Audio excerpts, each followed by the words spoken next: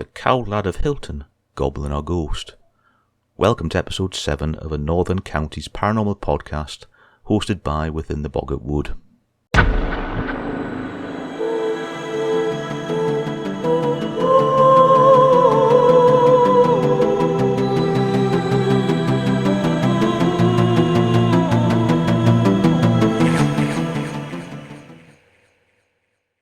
The medieval Hylton Castle in Sunderland is home to one of the North East's most famous legends, that of the Cauld Lad or Cowled Lad.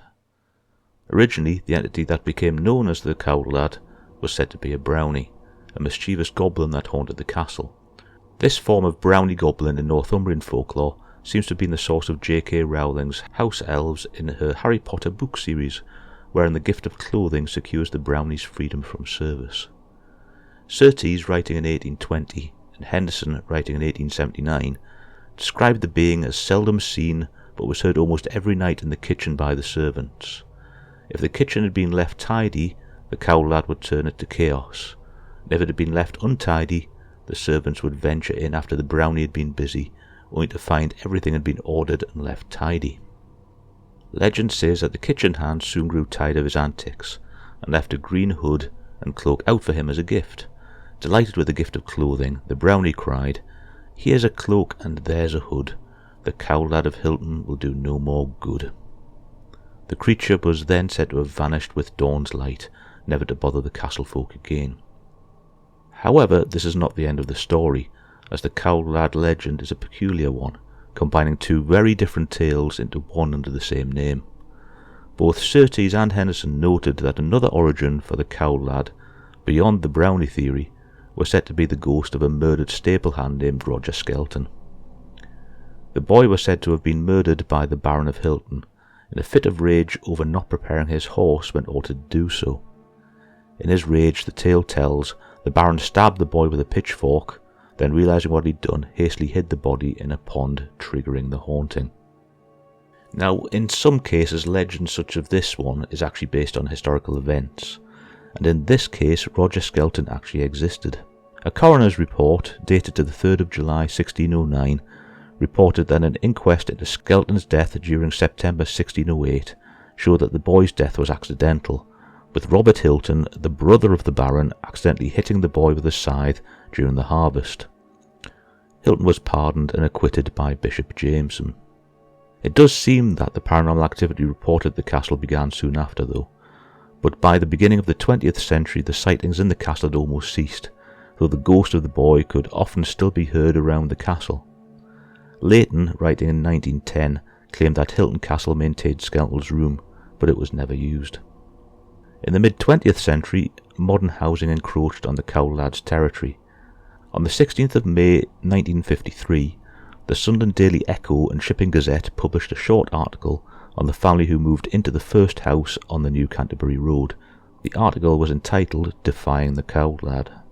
There were happy scenes in the Richardson's home in Cooper Street, Roker, when notice arrived from Sunderland Housing Department that the family had been chosen to occupy the first house on the new estate at Castletown. For hadn't they been doing without a bathroom for 17 years, and hadn't they put up with living in a 3-room upper flat, when really they needed an extra room? But then up spoke the youngest child, 12-year-old Iris. Castletown Estate?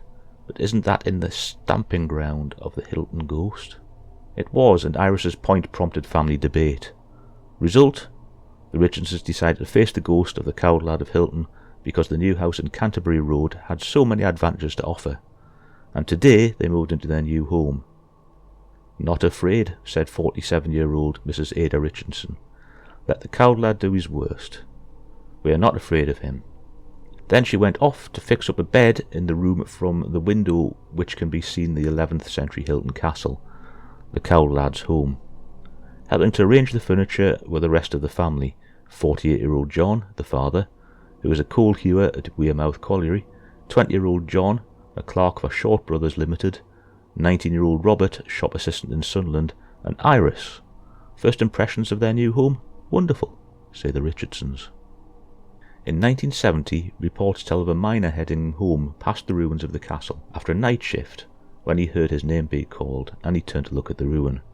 He spied a figure which suddenly appeared next to him on the path, At that point, he took to his heels and ran home, but noted that the figure kept pace all the way, but stopped at his front door. He watched it for a couple of hours, where it stood motionless before disappearing. On the corner of Caithness and Cockermouth Road, a pub named after Hylton's famous ghost opened in 1963, and according to the authors Melanie Warren and Tony Wells, in their BBC North book Ghosts of the North, the Cauld lad decided that the haunting the pub was preferable to the ruins of the castle. Numerous stories about low-key poltergeist activity were reported during the time the pub was open, from items moving or going missing only to reappear again, to strange smells and the feeling of being watched. The pub cellar seemed to be the focus of the activity, with reports that animals such as dogs would refuse to enter the cellar, and a cleaner reported the frequent finding of the wet footprints of a child. The Cauld lad appeared to have company though, as visitors to the pub also reported a man dressed in grey that would be sitting in the bar and would simply vanish.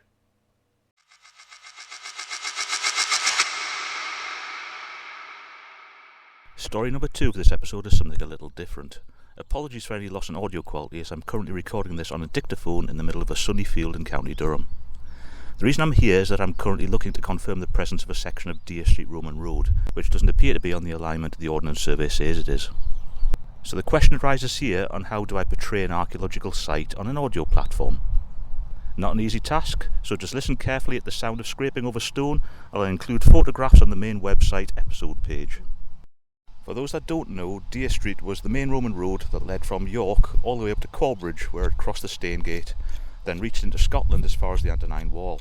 A lot of folk haven't heard of the Antonine Wall. The Antonine Wall lay approximately 100 miles north of Hadrian's Wall and was built later. It was a much more basic structure, with the majority built of turf on a stone foundation. But I digress. Dere Street ran for some 226 miles or 364 kilometres, and along its length you'd think that ghost stories would thrive. But it's been difficult to find many for this story, with some of the reports having little to do with Romans. The road did continue to be used for centuries after Rome withdrew from Britain. In fact, there were reports of various sections still in good working order in the 18th century, and of course there are many stretches of the road that continue to be used today, simply with modern road surfaces laid over it. So here's 4 reports of ghosts along the route of Dere Street. This is a subject I will continue researching, so if anyone listening has any stories to tell, please get in touch. Number 1. There have been reports of a cloaked figure in black striding along the line of Dere Street by Kew Green Roman Fort in Northumberland, only to vanish before onlookers' startled eyes. Number 2. Between Rochester and Whitton Edge, there have been reports of Roman soldiers marching along the Dere Street route. Number 3. In Riding Mill west of Corbridge and Northumberland, Dere Street allegedly runs directly to the west of the Wellington Hotel. The pub is allegedly haunted by the spectre of Anne Armstrong. Now for those who have listened to episode 2 when I detailed the witches of Allansford, that name may be familiar, as Anne appears in a number of historical records accusing her neighbours of witchcraft during the late 17th century. The Wellington Hotel was originally constructed as Riding House in the mid-17th century, and Anne accused 3 women of practising witchcraft at the house, which was examined at the Morpeth Quarter Sessions in 1673. The case was dismissed, but Anne, who worked as a servant girl in Riding House, was allegedly found hung in the scullery soon afterwards, and is said to have haunted the building ever since. Moving on to number 4, we have the Merry Monk pub in Bishop Auckland, which also dates to the 17th century, with a line of Dere Street running past it. The cellars of the pub are said to be haunted by a monk, with reports of sudden drops in temperature as well as the feeling of being watched often reported. The apparition of the monk is thought to be the unfortunate soul of one of the monks that allegedly brewed mead and transported it to Auckland Castle via a hidden tunnel. One of the stories that has developed about the monk did make my eyes roll a little. That of the monk being flogged and burnt at the stake by Roman soldiers from the nearby Roman fort, hence the reason that he haunts the area. Looking into the story, however, it is undoubtedly the product of an alleged medium from a paranormal investigation with an active imagination or poor sense of history. As for Roman soldiers to have murdered the poor medieval monk, they'd have to have mastered the act of time travel, and while the Romans were remarkable engineers, I don't think they managed to hurl their forces 1,000 years into the future. And on that note, I'd best get back to work. As I've said before, if anyone has any tales to share of the weird and wonderful along the route of Dere Street, please get in touch. All contact details can be found in the episode description and on the main website.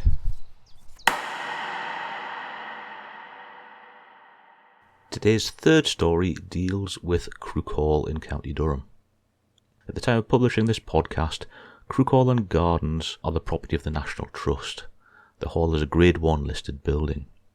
The core of the hall we can visit today was originally constructed in the 14th century, with the building extended into a manor house during the Jacobean period and with the Georgian wing added by the Hopper family post-1736. In 1928 it was bought by the Castle family, and in 1995 by the Bells, who opened the house and gardens as a wedding venue. Prior to the Bells taking on the hall, it was owned by the Horgood family. In 2020, however, the business went bankrupt, the fault placed on the COVID-19 lockdowns. The hall and gardens were then acquired by the National Trust in March 2022. The hall is allegedly haunted by a white lady, who is said in life to have been the niece of Cuthbert Billingham, who owned the estate in the mid-17th century. As with many such stories, Lord Billingham was said in the ghost lore to have been a man of great rage. Historically, he was also known as such, and spent some time in the local jail after disabling the local water supply. He is said to have murdered his niece during such an episode. The White Lady is said to walk down the Jacobean staircase in the hallway every 20th of December, which is St. Thomas's Eve, marking the day of her untimely demise.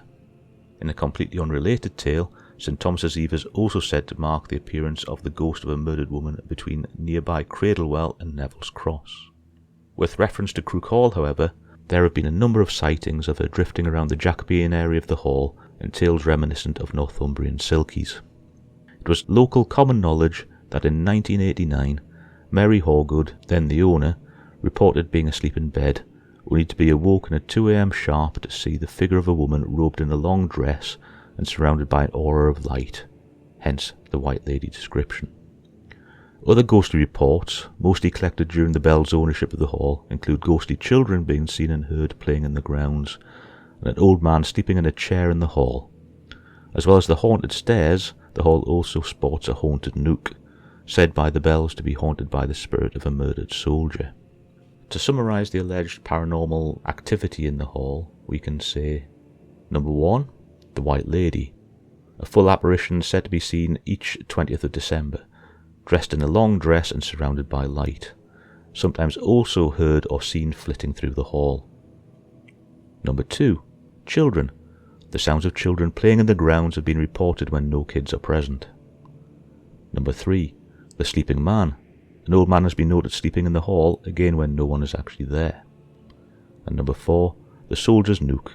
The nook is said to house cold spots and chills associated with a murdered soldier.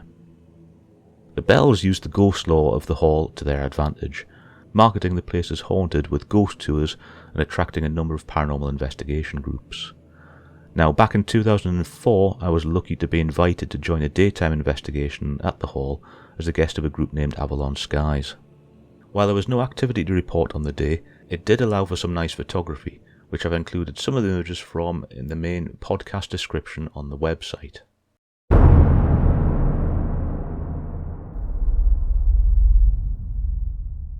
Today's fourth story is quite a short one. One of Newcastle upon Tyne's least known hauntings is that of 66 Granger Street, now Cream's Cafe, on the western corner of the Big Market.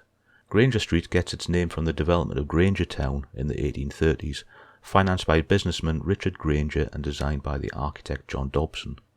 The building in question, though, wasn't constructed until the 1870s, when Granger Street West was constructed, demolishing houses, shops and a pub.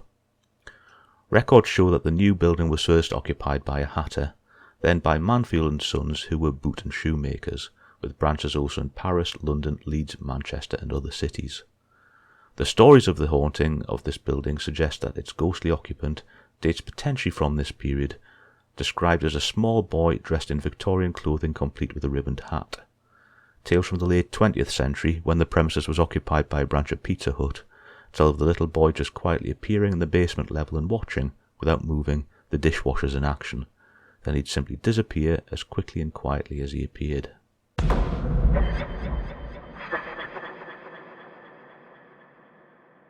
Today's From the Archive story comes from the Newcastle Evening Chronicle, dated Wednesday 22nd of October 1913. It takes the form of a letter to the editor and is entitled Ghosts and Occult Hooliganism. Sir, is the nipper that has thrown many persons in West Tyndale into a state of excitement really a mischievous spirit, or what Mr. Elliot O'Donnell, in his interesting book Byways of Ghostland, calls an occult hooligan? Mr. O'Donnell says, deducing from my own and other people's experiences, there exists a distinct type of occult phenomena whose sole occupation is in boisterous orgies and in making manifestations purely for the sake of causing annoyance. To this phantasm the Germans have given the name poltergeist, which in former of my works I have classified it as a Wagnerian order of elemental. It is this form of the superphysical perhaps that up to the present time has gained the greatest credence. It has been known in all ages and all countries. Who, for example, has not heard of the famous Stockwell ghost that caused such a sensation in 1772, and of which Mrs. Crowe gives a detailed account in her Night Side of Nature?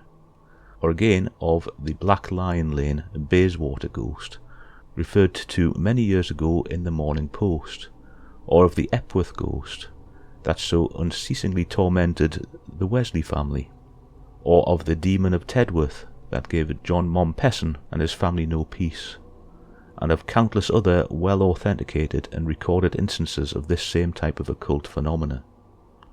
The poltergeists in the above mentioned cases were never seen, only felt and heard, but in what a disagreeable and often painful manner. To quote another instance of this kind of haunting, Professor Schupar at Gresson in Upper Hesse was for 6 years persecuted by a poltergeist in the most unpleasant manner.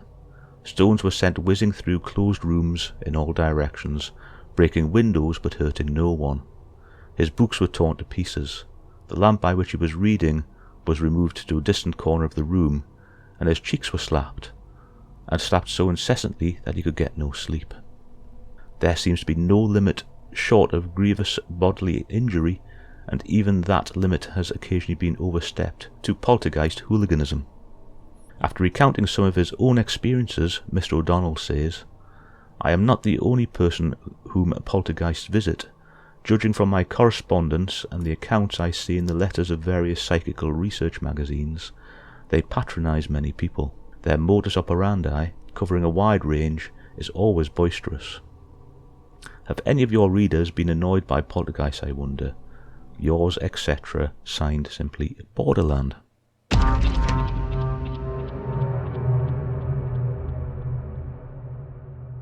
Thanks for listening, and I hope you enjoyed the episode. More information can be found on the website at theboggartwood.uk, including links to social media and Patreon. Until next time, have a good week and stay safe.